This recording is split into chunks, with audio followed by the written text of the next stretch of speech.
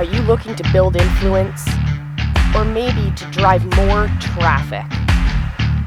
But bottom line, you want to change the game. You've come to the right place. Welcome to the Business Building Book Club.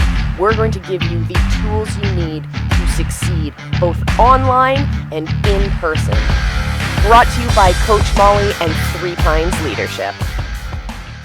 Welcome everyone to this episode of the Business Building Book Club. I'm your host, Coach Molly from 3 Pines Leadership, and thank you so much for taking this part of your day to spend here with me.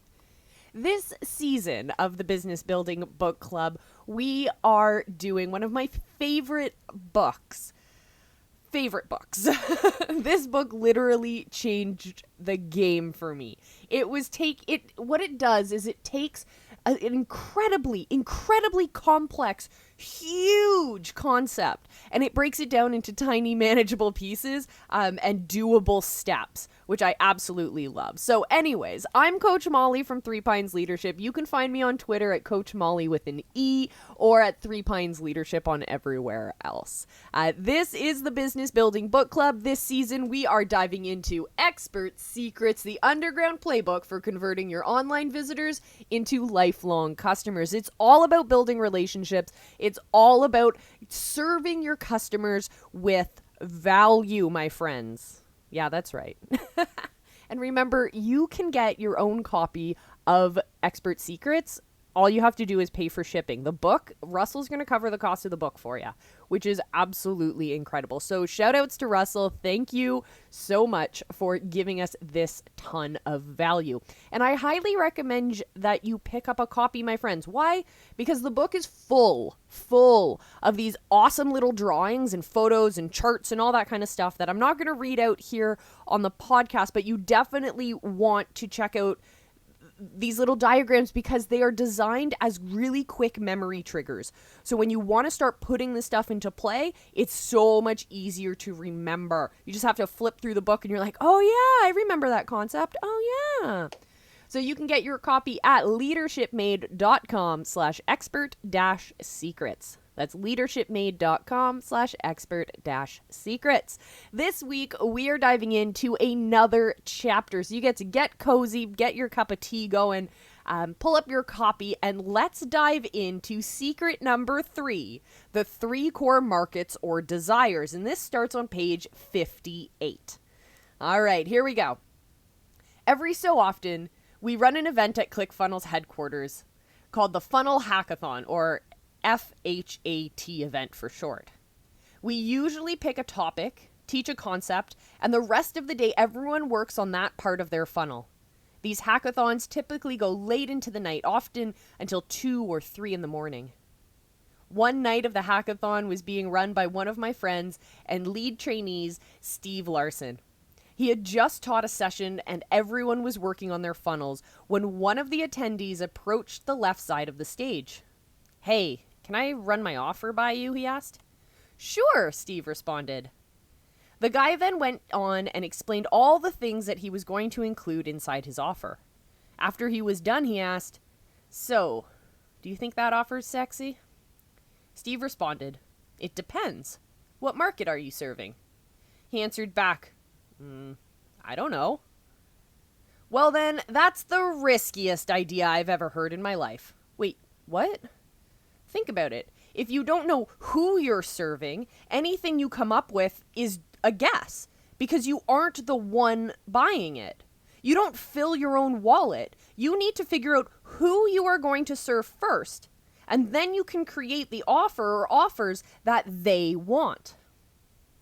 The 3 core offers, or the 3 core markets or desires. There are 3 markets or desires that every product is marketed through. The 3 desires, in no particular order, are health, wealth, and relationships. When people purchase a product or service, they're hoping to get a certain result in one of these 3 areas of their lives. So the first question you need to answer is this: which of these 3 desires are my future dream customers trying to receive when they buy my product or service? For most people, this is a pretty simple question to answer, but sometimes people get stuck for one of 2 reasons.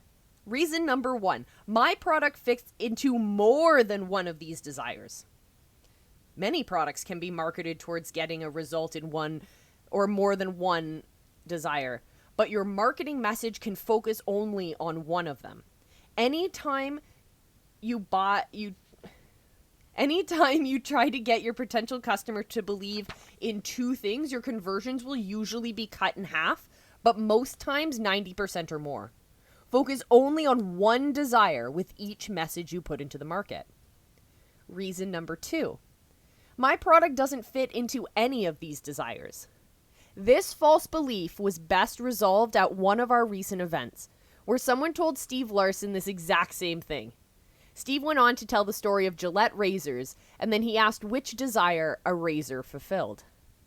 At first, everyone was quiet, and then a few people started guessing. Health? Another mumbled. Or maybe, Steve then picked up one of Gillette's ads. In it, you see a story develop. First, a man is shown shaving. After the shave, a beautiful woman gets closer to him. Then the two go out for a night on the town. The ad ends with the two together back home. After showing the ad, Steve asked the question again, a little differently. What desire was this marketing message created for? Instantly, everyone responded, relationships! Most products could fit into multiple categories, and on the outside, that may look as if they don't fit into any category, but remember that your marketing message must be focused on only one of these 3 core desires. As Steve often says, if your product doesn't fit into one of these 3 core desires, then your sales message at least must. Now let's talk about the sub-markets. When the markets first started, there were only 3. The companies that started to sell their products inside each market had almost no competition. In their book, Blue Ocean Strategy, W. Chan Kim and Renee Morboni call markets that have no competition blue oceans. But eventually, other companies see the success they're having in this blue ocean and they jump in and compete to serve the same market. Soon this blue ocean gets dozens of sharks coming in and competing inside the same market, and the waters get bloody, which they call a red ocean. After the 3 core markets became red oceans, companies started to look for ways to create their own sub-markets, new blue oceans, within 3 core markets. Inside each desire are multiple ways to fulfill that desire, and this is where the sub-markets began. For example, inside health, there are hundreds of ways to get that desire met. If you want to get healthy, you might want to do it by losing weight or gaining muscle. Similarly, if you want to be wealthy, you might want to do it through real estate or marketing online. If you want to improve your relationships, you might need marriage advice or dating advice. The list of submarkets is practically endless inside any of these 3 core markets. So businesses started to create their own blue oceans, marketing directly to the new desires they identified in their customers. So here are the next set of questions for you to ask yourself. What are the other sub-markets inside my core desire that people are using to try to get that desire met? What is the sub-market that my product or service fits into? As you're thinking about this sub-market, I have 3 questions to consider to make sure you are picking the correct sub-market. So question 1, would people in this sub-market be excited about the new opportunity or frameworks you will be presenting them? I want to start thinking about the new frameworks you are creating. Because you'll be pulling people from this sub-market into the new niche that you're creating, it's important to make sure that they will be excited about what you want to share. Your new opportunity has to be something that will make people interested enough to take action. So question number 2, are the people in this market irrationally passionate? Before we ask how passionate the market is, I need to ask you a personal question. Are you irrationally passionate about your topic? When you hang out with friends or family members, do you always bring it up, even if no one else seems to care? If so, that's a good sign. But there are others as irrationally passionate as you.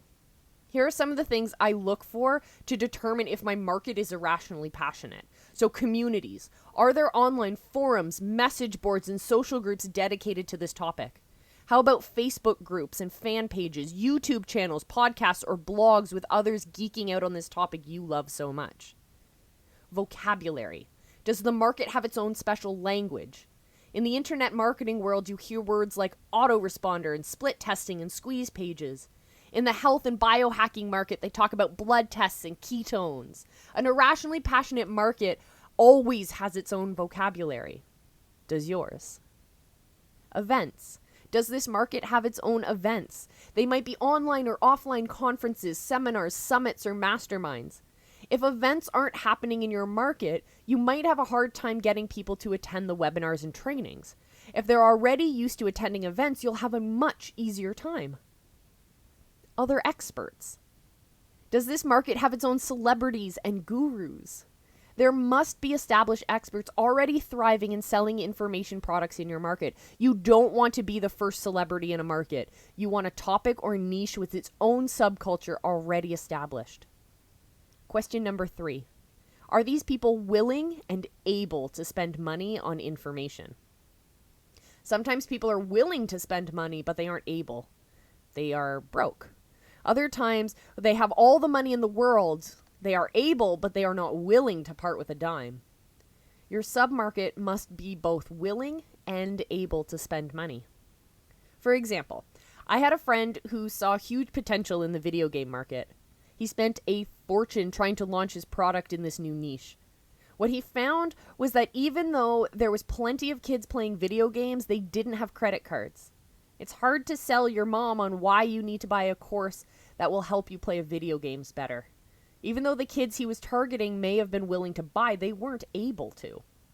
But the opposite is also true. One of my inner circle members, Joel, started his expert business selling to engineers who had good jobs. What he found was that most of his dream clients did have money, but they were not willing to spend it on coaching. He spent almost a year trying different ways to sell his offers and had very few results. As soon as he started selling to a market that was willing and able to buy, he became an overnight success. The niches. As businesses started to carve out their own submarkets in a very similar way to what happened with the core markets, other sharks saw the opportunities as well. Within time, many of these blue oceans became bloody with competition. And that brings us to the market that we have inherited now. The core markets and the submarkets are red oceans. And now it's our time to go one level deeper to what I call the niches. Each niche is contained within a submarket, and it's a specific way to fulfill the desire of that submarket, which in turn fulfills the core desire. Inside each core market, there are unlimited number of niches. Here are a few examples of some niches inside popular submarkets. So we'll do the core market, submarket, niche. So health, nutrition, keto diet. Health, nutrition, paleo diet. Health, nutrition, carnivore diet. Health, weight loss for women. Health, weight loss for college students. Health, weight loss for couples. Wealth, real estate, short selling houses. Wealth, real estate, flipping houses. Wealth, real estate, flipping houses on eBay. Wealth, online business, selling on Amazon. Wealth, online business, selling on Shopify. Wealth, online businesses, running Facebook ads. Wealth, parenting, dealing with toddlers, or relationships, parenting, dealing with toddlers. Relationships, parenting, dealing with teenagers. Relationships, parenting, dealing with marriage after kids leave. Relationships, dating, how to talk to a girl. Relationships, dating, how to recover after a breakup. Relationships, dating, how to know if you're in love. Do you see how each submarket can easily break down into hundreds of niches or more? My next question is this. What are all the niches inside the submarket that you've chosen? Creating your own category and becoming the category king. The mistake most people make is looking at all the available niches and trying to decide which blue ocean to join. The problem is that jumping into an existing niche is swimming into someone else's blue ocean. And if you're the third, fourth, or fifth person in that niche, then the waters are already getting bloody. In one of my favorite books of all times, Play Bigger, the authors define the leader of a niche or a category as a category king. This is the company that is the big player inside that market. The data shows that the category kings usually eat up 70 to 80% of the category's profits and the market value. It's not necessarily the first, but the category king is the one who has the best marketer and sucked up the lion's share of the business. Historically, it's almost impossible to dethrone a category king. The other sharks who come into this category often end up fighting over the 20 or 30% of the scraps that are left over. If you're trying to figure out which niche you want to join, best case scenario is that you are going to be one of the sharks fighting over the scraps of an existing category, making the water bloody. When we launched ClickFunnels, there were a lot of ways we could have positioned our company. We were really good at landing as a landing page builder, but there was already a category king in that niche of landing page software. We had really good marketing automation software, but there were already existing category kings in that niche as well. The same is true with email marketing, split testing, and more. Each of these niches already had a category king. So we created our own new category called Sales Funnel, which gave us the ability to quickly become the category king and suck up the majority of the market. We've seen our share of sharks come in and try to bloody the water. But at this point, they're just fighting over the scraps. My last question is this. What new category can you create and become its category king? The goal for you is to identify the niches in your submarket and see what you can create that is truly new. In the next secret, we will spend more time going deep into how you create this new opportunity. Market selection and positioning. After I published the first edition of this book, I started teaching events, going deeper into these concepts with thousands of businesses around the world. Steve Larson, who I introduced you to earlier in this chapter, taught most of these events with me. As people got stuck understanding the markets, he started to develop his own frameworks to better explain market selection and positioning, which he's going to share in this book. As he says, if you have correct market positioning, even if you have a C or D level funnels and sales skills, it's almost impossible to fail. So Market Selection Secrets by Stephen Larson. In 2014, when Russell Brunson, Todd Dickerson, and Dylan Jones created ClickFunnels, it was not the first time someone had tried to pull off what they were doing. Numerous attempts were made at developing a drag-and-drop editor for the sales funnel world. However, the three were a powerhouse of unique gifts, and once they created what many others had failed at, the next task was to learn how to sell the new software. What most didn't know is that ClickFunnels almost failed. Not because the software wasn't good, but because they didn't know how to sell their product. Russell told me that they had tried to launch ClickFunnels 6 times before he learned how to sell it.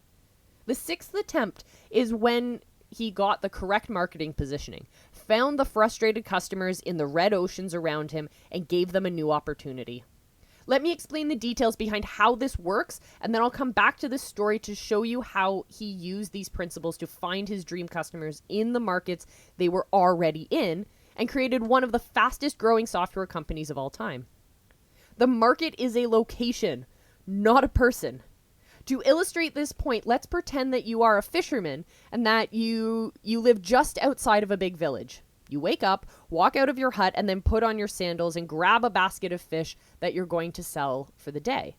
As you look out over the village, you see a hillside filled with lots of other huts. Your family is counting on you to sell those fish, and with the distance to the village, there's only enough time for you to set up and sell your fish in one spot today. So where do you carry your basket of fish? I've asked this question on many stages now, and the majority of people respond, you go wherever there's the most people. That's right. You'll walk to a location where many people are already in the habit of going, otherwise known as a marketplace or a market. A market is a place of buyers and sellers to meet and exchange goods and services. It's a mistake to think that the internet is any different from this example. While earning my marketing degree, I was commonly asked, who is your target market? However, as my village example shows now, a market is not a person, it's a location. For example, my wife and I live in Boise, Idaho, about 3 miles south of ClickFunnels headquarters. Several times we've gotten up on a Saturday morning, put our 3 kids in the car, and driven to the Boise's farmer market downtown. Notice what I said? We went to the farmer's market because I'm not the market. I'm a dream customer for those vendors. Your job is to first know who your dream customer is and then find out where they're already going to exchange money for products or services online or offline.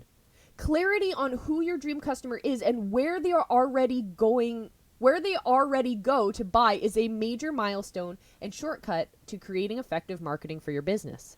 So the question is not who is your market, rather the question is where is your market and who is your dream customer who's already going there. For example, ClickFunnels is my personal marketplace and my dream customers are existing business owners who are already using ClickFunnels. It's more lucrative for me and my business if I simply meet my dream customer at the same market, rather than walk around the village trying to hunt everyone down. While your goal is to eventually create your own market, that does take time. So where is the market until you have your own? Go and sell to the frustrated customers in your submarket, your red oceans that your dream customers are already in. Fishing in the red oceans. Every red ocean is a marketplace full of people coming together looking for solutions to a certain problem. If you're offering a new way for people to get that result, doesn't it make sense to go fishing in these red oceans and pull the customers into your new category, your blue ocean? The first thing you need to understand is that not everyone in your red ocean is going to come to you, and that's okay. There are 3 core groups of people in each marketplace, and we're only going to target one of them. The first group is the diehards. The diehard is such a believer in the current product that they use the logo may as well be tattooed on their foreheads. Trying to sell to diehards is like sitting down to watch the Super Bowl with 2 people trying to convince each other whose team is better as they cheer for opposing sides. No one wins and both people get mad. After coaching thousands of businesses through their funnels and offers, I can tell you that one of the first errors I usually find is that the sales copy is written for a diehard. I'm a ClickFunnels diehard. You cannot convince me to change away from ClickFunnels. I'm so sold on the mission of ClickFunnels that you may as well put the logo on my coffin. I absolutely love it when someone tries to tell me to use something else because of 2 reasons. First, I really don't know any other viable option. And second, I love to fight the person who's trying to get me to switch. Now see, that's the point. When you're choosing a market to serve, do not try to sell to the diehards in that market. It's futile and expensive. They're so in love with the product that they use that they may not know many other options, but they'd like to fight you on it anyways. You know you're trying to sell to a diehard when you've entered a feature war with this person. Switching a diehard to a new product requires a major identity shift. The next group is the satisfied. The satisfied uses the product they bought but isn't in love with it like a diehard. They've had enough success with the product to try to justify keeping it around, but the pain of switching to a new product can seem bigger than any discomfort they may be experiencing with their current product. Typically, most people fit into this category. They're content but not fanatics. You know you're trying to sell to the satisfied when they're price shopping you. When they're looking up the value of everything in your offer or guessing how long it would take to make the switch to your product. Switching the satisfied to a new product requires a significant price or value benefit. The last group, and the one we focus on most, is the frustrated. The frustrated also use the product they bought, but they hate it. What was once an exciting purchase has now become so frustrating that they're eager for a new product. They're actively seeking a better product that can fit their desires. They have the shortest sales cycle and are often looking for reasons to give you money before you're even finished your sales script. Often they may not know what other products exist and can feel like they've exhausted all options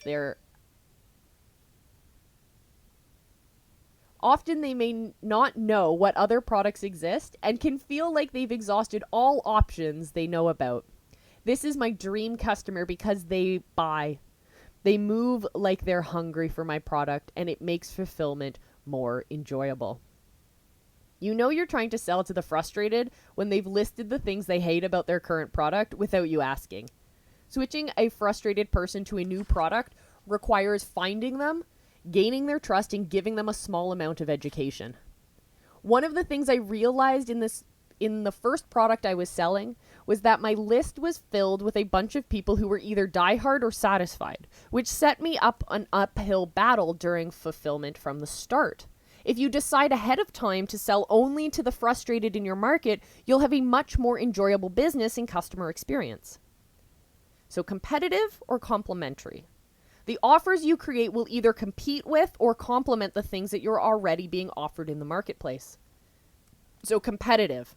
David was a famous advertiser who lived during the 1900s and has been called the father of advertising. In the 1950s, Dove approached him and hired him to sell its new soap. Reluctant at first, he agreed to help Dove when he heard that Dove was going to sell its new soap with positioning that he didn't like. After doing his own research and writing the ads, David helped Dove launch their new product with the tagline, "It's not soap, it's Dove." Now wait a minute, but Dove is soap. So why does this work? With a single sentence message, Dove stepped out of the competitive soap market and sold its product right back to those who were in the soap market. It's not soap, it's Dove.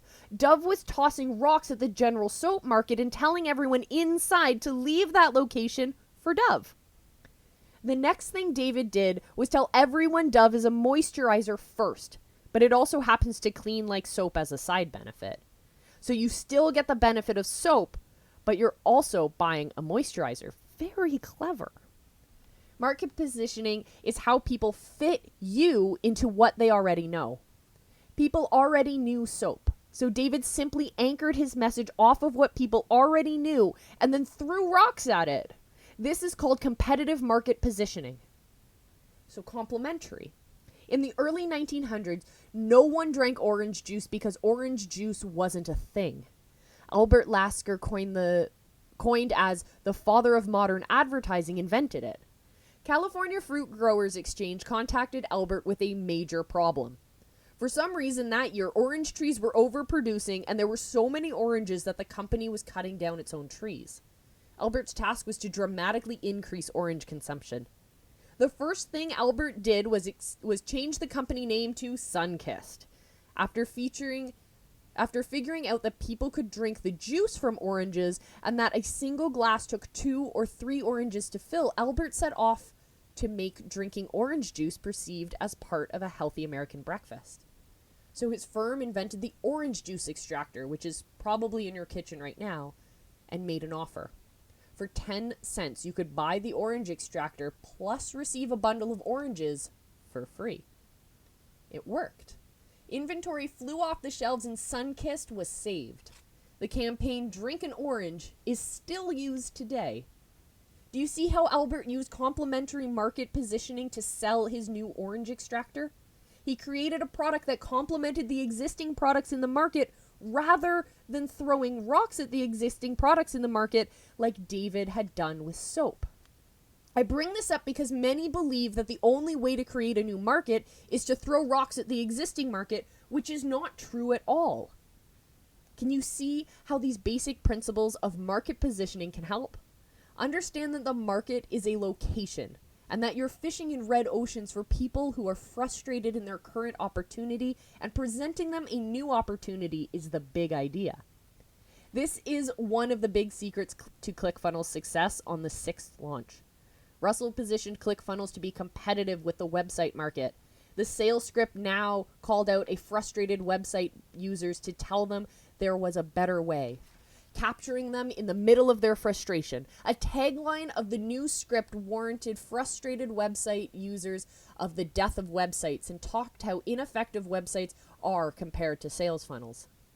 Good market positioning taglines not only to declare how you fit into what customers already know, they create a very natural sales message. It's not soap, it's Dove. It's not a website, it's a funnel.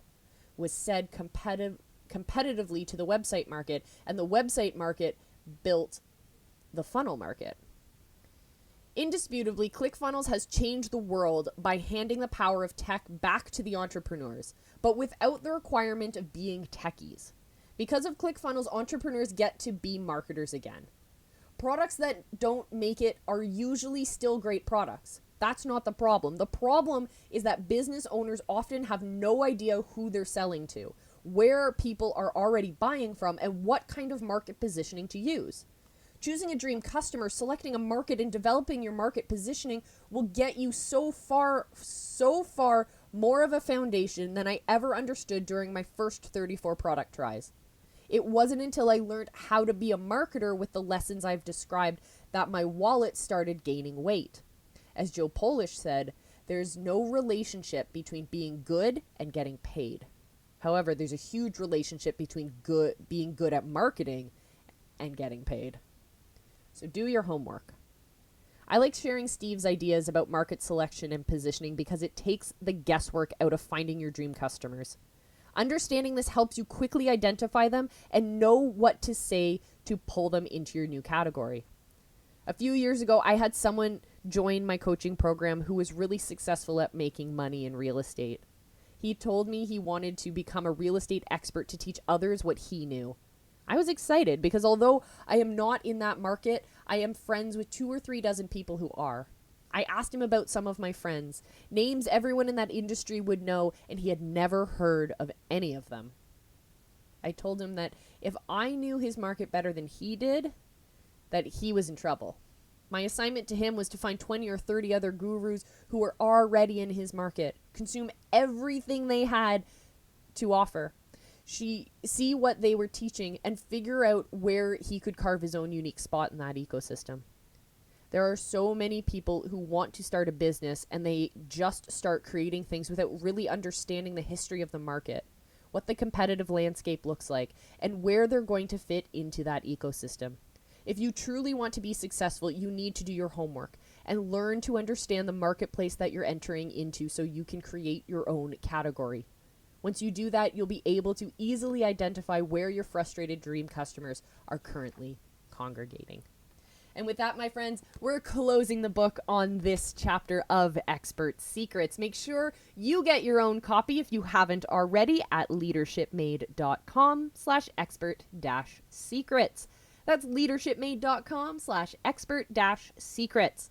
All right, my friends, that's it from me. I will see you in our next episode where I'm sitting down with one of my favorite people in the whole world to dive deeper into this chapter and how these concepts and whatnot play into actual businesses. Why? Because examples make sense for all of us. All right, everyone, I'm Coach Molly from Three Pines Leadership. This is the Business Building Book Club. Thank you so much for joining me. I will see you next time. Until then, remember, I love you, and be excellent to each other.